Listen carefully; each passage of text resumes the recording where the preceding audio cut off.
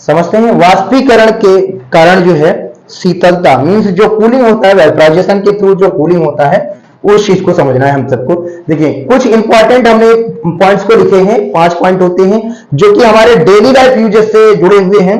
तो पहला क्या है, देखिए तेज धूप वाले गर्म दिन के बाद, जो तेज धूप होती है जिस दिन, उस दिन जैसे सिटी में है तो आपको एकदम प्लेन सरफेस मिलेगा, लेकिन आदमी तब भी क्या करता है, अपने सर्फेसेस को धुलता है। जैसे घर का है फर्श, तब भी आदमी उसको धुलता है। तो उसी को लेके समझते हैं। तेज धूप वाले गर्म दिन के बाद लोग अपनी छत या खुले स्थान पर जल छिड़कते हैं।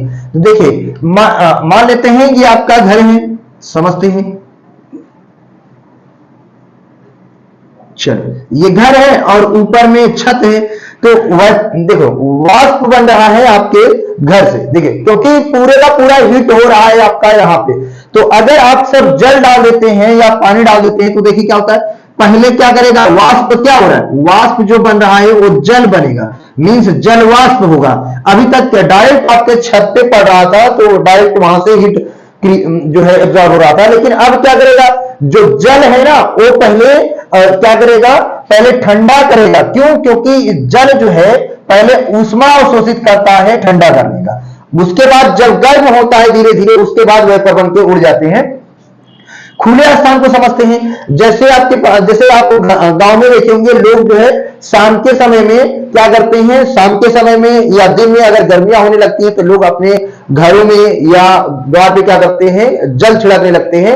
रीजन क्या है, अगर आप जल डाल दिए तो फिर वही प्रोसेस, जल डाल दिए तो जल पहले क्या करेगा, ठंडा होने के लिए उसको एटमॉस्फेयर से, वायुमंडल से ऊर्जा चाहिए ठंडा होने के लिए। ठंडा होने के बाद जब वेपर बनेगा तो आपको कुछ टाइम तक आपको क्या हो जाएगा, ठंडी महसूस होगा, क्योंकि हमको पता है जहां पे नमी होगा, जहां पे नमी अधिक होता है वहां पे वाष्पीकरण कम होता है।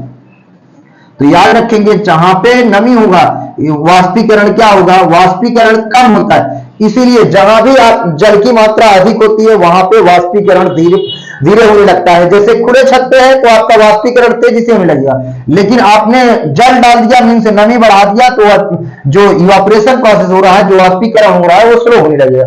आगे समझते हैं। देखो गर्मियों में हमें क्या है, सूती कपड़े पहनने चाहिए। गर्मियों में हमें क्या है, सूती कपड़े पहनने चाहिए। क्यों, क्योंकि वह जो हमारे पसीने होते हैं, जो हमारे बॉडी में जो पसीने निकलते हैं वो हमारे बॉडी को या और कपड़े को क्या करते हैं, पूरे का पूरा भिगा देते हैं। भिगाने के बाद क्या होता है, नमी हो जाती है। जब नमी हो जाएगा तो वाष्पीकरण प्रोसेस क्या हो जाएगा, स्लो हो जाएगा और आपको ठंडक महसूस होता है। ये चीजें ध्यान रखेंगे। गर्मियों में हमें सूती कपड़े क्यों पहनने चाहिए, क्योंकि जब पसीना होता है तो सूती कपड़ा सबसे ज्यादा अगर सूखता है उसको, पसीने को, इसी वजह से क्या है हम सबको सूती कपड़े पहनने चाहिए। लोग सोचते हैं कि हल्के कपड़े होते हैं इस वजह से, ये रीजन नहीं है। मेन रीजन क्या है, नमी अधिक हो जाता है, पसीना ज्यादा हो जाता है और सूती कपड़े उसको सोख लेते हैं, इसलिए हम सबको वाष्पीकरण प्रोसेस कम हो जाता है। हमारे बॉडी का जो टेम्परेचर होता है वो धीरे धीरे कूल डाउन होने लगता है। यही रीजन है, समझते हैं। गर्मियों में मिट्टी के घड़े में रखा जल ठंडा हो जाता है। क्यों होता है, क्योंकि देखिए अगर हम सब कभी अगर वॉच करें तो ये जो घड़ा होता है, समझते हैं, अगर ये हम सब जो घड़े रखे रहते हैं उसमें पानी भर के रखते हैं ना, तो उसमें भी वाइब्रेशन होते हैं, समझते हैं। देखिए यहां पे ये आप पानी भर के रखे हैं तो ये क्या होगा, पहले अगर गर्म हो रहा है तो ये क्या होता है, देखिए समझते हैं। ये इसको आप भर के रखें तो यहाँ पे क्या होता है, छोटे छोटे होल्स होते हैं जो कि लीकेज ना होके, जैसे हमारे बॉडी में छोटे छोटे होल होते हैं, हम माइक्रोस्कोप के थ्रू देखते हैं, उसी तरीके से इसमें भी माइक्रोस्कोप के थ्रू देखें तो छोटे छोटे बारीक होल दिखते हैं। तो अंदर की ये जो पानी हम सब भर के रखे हैं, जो जल भर के रखते हैं ना, ये सतहों पे आने लगते हैं, घड़े के सतहों पे आने लगते हैं। जब सतह पे आएगा तो इसका मतलब ये नमी क्रिएट कर दिया, इसका मतलब नमी क्रिएट कर दिया, नमी अधिक हो गया। तो इसका मतलब जो वाष्पीकरण हो रहा है, जो गर्म हो रहा है, अब वो गर्म होना क्या हो जाएगा, कम हो जाएगा, वाष्पीकरण कम हो गया, नमी बढ़ गया, वाष्पीकरण कम हो गया। मीन्स अभी पहले किसको पहले गर्म होगा भाई, ऊपर की जो सतहें होंगी उसको। और जबकि ये पानी आप भरे रहते हैं तो उस कंटिन्यू प्रोसेस होता रहता है। जो फाइंस जो इसके बारीक एकदम होल होते हैं उसके थ्रू ये क्या होते हैं, सतहों पर आने लगते हैं पानी, जिससे क्या होती है, नमी बढ़ जाती है और वाष्पीकरण कम हो जाता है। रीजन यही है कि लोग घरों में पानी भर के पीना पसंद करते हैं ताकि ज्यादा गर्म पानी ना रहे। तो समझते हैं आगे, गर्म व शुष्क। एक रीजन और है कि लोग जो है घरों में पानी भर के पीना क्यों पसंद करते हैं, क्योंकि ये किसी प्रोसेस के थ्रू नहीं हो रहा है, ये क्या है, ये नेचुरल कूलिंग हो रहा है। देखो ये सभी में, जैसे आप फ्रिज रखे हैं वहां पे मशीनिंग कूलिंग होता है जो कि आपका फास्ट कूलिंग होता है, उतना आपका स्वादिष्ट नहीं होता, लेकिन नेचुरल कूलिंग कोई भी होता है तो वो स्लो होता है। तो ये जो घड़े वाले हैं ये नेचुरल कूलिंग है, कुछ घंटों के बाद ही आपका पानी ठंडा होगा क्योंकि ये नेचुरल कूलिंग है। कूलिंग देखिए, कूलिंग दो टाइप के होते हैं, एक होता है नेचुरल कूलिंग, एक होता है मशीनिंग कूलिंग। नेचुरल कूलिंग को हम सब आर्टिफिशियल में भी डिवाइड कर सकते हैं। तो समझते हैं, देखिए गर्म व शुष्क दिनों में कूलर अधिक ठंडा करता है। क्यों? क्योंकि उसमें जो खस लगे रहते हैं, उसमें जो घास लगे रहते हैं, वो क्या होते हैं, पहले वो धीरे धीरे क्या होते हैं, धीरे धीरे वो सूखने लगते हैं, ड्राई होने लगते हैं। तो पहले क्या होता है, जब हम सब जो पानी भरे रहते हैं उसमें उसको जब स्टार्ट करते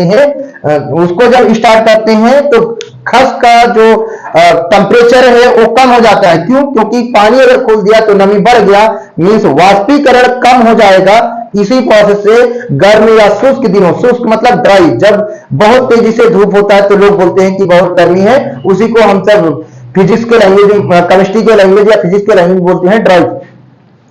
तो समझते हैं जो गर्म दिन या शुष्क दिन होते हैं, रीजन यही है, उसमें जो खस होते हैं वो अधिक गर्म होने लगते हैं। लेकिन जब हम सब पानी अगर उसको स्टार्ट कर देते हैं तो क्या होता है भैया, वो नमी हो जाता है। नमी मतलब उसको अब गर्म होने के लिए क्या होता है, उसको ठंडा होने के लिए जो है एटमॉस्फेयर से एयर भी लेना पड़ता है, जिसको हम सब बोलते हैं कि आप विंडो के पास लगाओ तभी अच्छा हवा देगा। रीजन वही है, क्योंकि एटमॉस्फेयर से फ्रेश एयर ले रहा है और जो वाटर साइक्लिंग हो रहा है कूलर में, इसी वजह से इसमें अधिक ठंडा होता है। समझते हैं, गर्म चाय को फूंक मारने से आसानी से पी जा सकते हैं। क्यों? वो भी समझते हैं हम सब।